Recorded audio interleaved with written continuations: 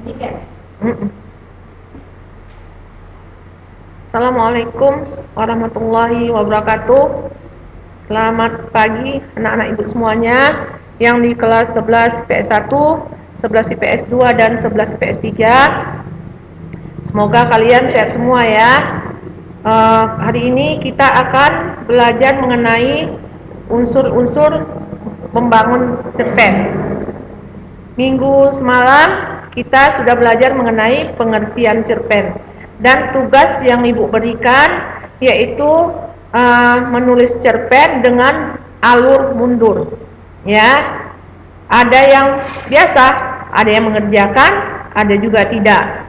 Ya, padahal kalian sudah kelas 11. Masih anggap sepele juga dengan tugas-tugas yang diberikan.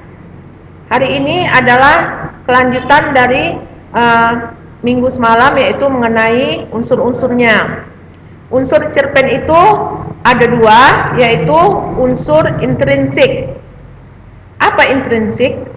Yaitu unsur intrinsik, unsur yang ada di dalam cerpen. Ya, apa yang ada di dalam cerpen itu? Tema. Cerpen yang dibangun oleh gagasan atau ide pokok yang terjalin yang menjadi struktur cerita. Gagasan tersebut merupakan tema dari cerita yang biasanya diungkapkan secara tersirat. Ya, tema sama judul beda. Ya, jangan nanti kalian buat judul di situ, itulah temanya, beda. Tema adalah gagasan atau ide pokok dalam suatu cerita. Kemudian alur. Alur atau plot merupakan pola pengembangan cerita atau susunan peristiwa atau kejadian yang membentuk sebuah cerita. Berapa jenis alur yang biasa digunakan dalam cerita? Misalnya alur maju, alur mundur, dan alur maju mundur atau campuran. Ya, minggu semalam yang ibu suruh alur mundur. Kalau alur maju mundur biasanya digunakan di dalam novel. Ya, dia menggunakan alur campuran. Tokoh dan penokohan. Tokoh adalah orang-orang yang diceritakan dalam cerita.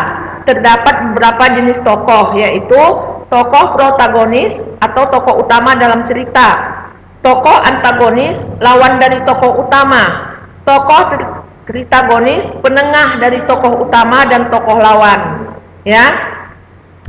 Kemudian latar. Latar ini sangat penting ya, karena kalian jika cerpen ini kita buat dengan bentuk drama, maka latar ini harus kalian tuliskan di mana tempatnya.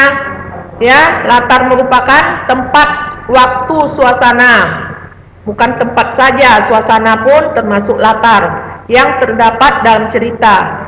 Waktu berlangsungnya cerita dan suasana atau keadaan ketika cerita berlangsung. Ya, amanat. Amanat ini lebih penting sekali. Ya, amanat biasanya di dalam cerpen dia maknanya tersirat bukan tersurat. Ya, jadi kalau misalnya kalian tidak mengerti pesan apa yang ada di dalam cerita itu, ya susah juga. Supaya dapat pesannya, kalian harus baca dari awal sampai akhir. Barulah kalian tahu itu amanat dari cerpen itu apa. Ya. Kemudian gaya bahasa. Gaya bahasa merupakan cara pengarang menggunakan bahasa sebagai alat mengekspresikan perasaan dan buah pikiran yang terpendam di dalam jiwanya menjadi sebuah cerita yang menarik. Ya, mengapa gaya bahasa ini termasuk di dalam cerita cerpen? Untuk memperindah cerita kalian, cerpen itu, supaya bahasanya tidak kaku. Itulah guna gaya bahasa. Kemudian sudut pandang. Sudut pandang merupakan teknik penulis dalam menyampaikan cerita. Terdapat beberapa sudut pandang yang biasa digunakan penulis dalam cerita. Sudut pandang ini ada sudut pandang orang pertama, sudut pandang orang ketiga, sudut pandang campuran, sudut pandang serba tahu. Ya. Unsur ekstrinsik. Tadi unsur intrinsik, yaitu yang ada di dalam cerpen itu sendiri. Sementara unsur ekstrinsik, X berarti di luar dari cerita itu. Seperti latar belakang masyarakat merupakan faktor lingkungan yang mempengaruhi penulis dalam pembuatan cerpen. Misalnya kondisi ekonomi, politik, dan sosial. Biografi atau latar belakang pengarang merupakan faktor dari dalam diri penulis yang mendorong penulis membuat cerpen. Misalnya riwayat hidup penulis, kondisi psikologis, dan aliran sastra penulis. Ya, biasanya si penulis ini membuat cerpen ini, memang cerpen ini merupakan hanya cerita rekaan saja, tetapi fiksi, ya, cerita fiksi, tetapi bisa kita ambil dari kisah nyata seseorang, ya.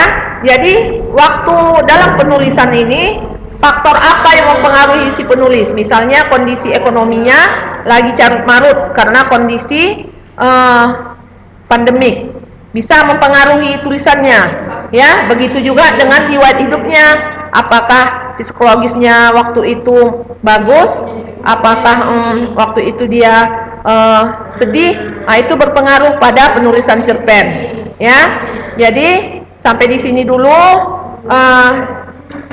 pembelajaran kita, dan tugas untuk kalian hari ini adalah menulis cerpen, ya, dengan karya sendiri. Jangan kalian contoh di Google, ya. Dengan karya sendiri, boleh kalian lihat di lingkungan kalian, boleh kalian ambil dari pengalaman teman, boleh, tetapi dengan alur maju, ya, kebalikan dari minggu semalam. Tulis di buku latihan bahasa Indonesia dan kirim ke classroom, ya. Sampai di sini dulu, dan jangan lupa terapkan 3M: memakai masker, mencuci tangan, dan jangan berkumpul di keramaian, ya, menjauhi perkumpulan, menjauhi keramaian, itu ya. Semoga kita sehat semua dan dijauhi dari virus corona ini, ya, amin ya robbal alamin. Sampai di sini dulu. Assalamualaikum warahmatullahi wabarakatuh.